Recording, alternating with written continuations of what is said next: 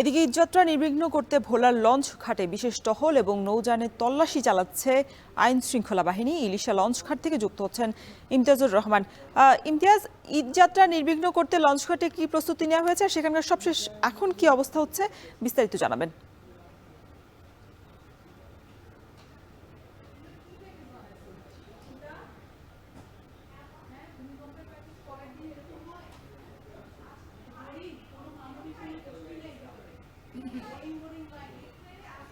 কারণ আর 2 থেকে 3 দিন পরে পবিত্র ঈদ উল ফিতর। ঈদ উল ফিতর উপলক্ষে দ্বীপ জেলা ভোলায় নারীর টানে বাড়ি ফিরতে শুরু করেছে এ জেলার সাধারণ যাত্রীরা। এই যাতে করে নির্বিঘ্নে যাত্রী পারাপার হতে পারে, এতে করে ভোলার প্রতিটি লঞ্চ ঘাটে কিন্তু আইন শৃঙ্খলা বাহিনীর তৎপরতা বিরাজ করছে।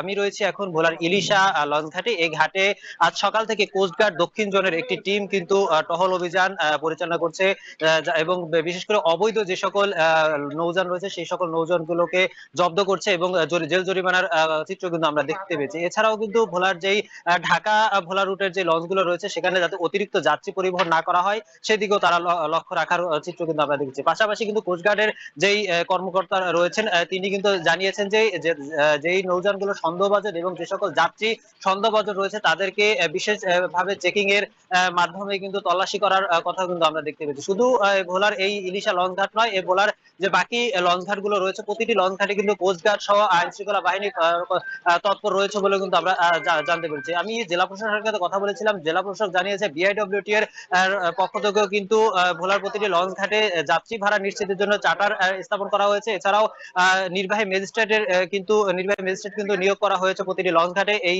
ঈদ মৌসুমকে যাতে যাত্রীরা সচলভাবে নির্বিঘ্নে যাত্রী পারাপার হতে পারে এই জন্য। কিন্তু আপনাকে আরেকটা বিষয় জানিয়ে রাখি, আমি এখন যে ঘাটটিতে রয়েছে এই ঘাটটি কিন্তু ভোলার চরপেশন ভোলা চট্টগ্রাম রুটের গুরুত্বপূর্ণ একটি রুট। এই রুটে প্রায় প্রতিদিন ভোলা ঢাকা রুটে 16টি লঞ্চ এবং এছাড়াও ভোলা মজিদুর হাটে প্রায় 7 থেকে 8টি সি ট্রাক পারাপার হয়ে থাকে। বিগত সময়ে এই ঘাটে চট্টগ্রাম যাত্রীরা বেশি চাপ সৃষ্টির কারণে কিন্তু বিআইডব্লিউটি এর পক্ষ থেকে কিন্তু চট্টগ্রাম থেকে চরপেশন রুটে এই দুটি লঞ্চ বারোয়াউলিয়া এবং কর্ণফুলী নামে দুটি লঞ্চ সার্ভিস চালু করেছে সরাসরি, যার কারণে এই ঘাটে অনেকটাই নির্বিঘ্নে যাত্রী পারাপার হতে পারছে বলেও কিন্তু আমরা জানতে পেরেছি। আর অপরদিকে আপনাকে আরেকটা বিষয় জানিয়ে রাখি, যেই সকল নৌযানগুলো অবৈধভাবে এই মৌসুমটাতে যাত্রী পারাপার করছে, যেহেতু ঈদ মৌসুম অতিরিক্ত যাত্রী নিয়ে বহন করছে, এই মৌসুমটাতে জেলা প্রশাসন, কোস্টগার্ড, নৌ পুলিশ তাদের টহল অভিযান জোরদার রেখেছে এবং প্রতিটি ঘাটেই কিন্তু জেল জরিমানার চিত্র কিন্তু আমরা দেখতে পেয়েছি।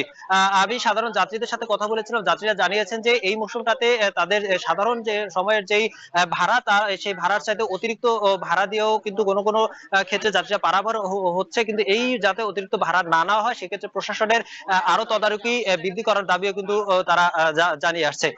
সব মিলিয়ে বলা যায় যে ভোলার এই ইলিশা লঞ্চ ঘাটে এখন কোস্টগার্ড, নৌ পুলিশ সহ আইন শৃঙ্খলা বাহিনী, বিআইডব্লিউটি এর এবং নির্বাহী ম্যাজিস্ট্রেটের একটি টহল টিম জোরদার রয়েছে এবং তারা ভোলার প্রতিটি লঞ্চ ঘাটে লঞ্চে কিন্তু অভিযান পরিচালনা করছে। তো এই ছিল আমার কাছে ভোলার ইলিশা লঞ্চ ঘাট থেকে সর্বশেষ তথ্য। রওশন।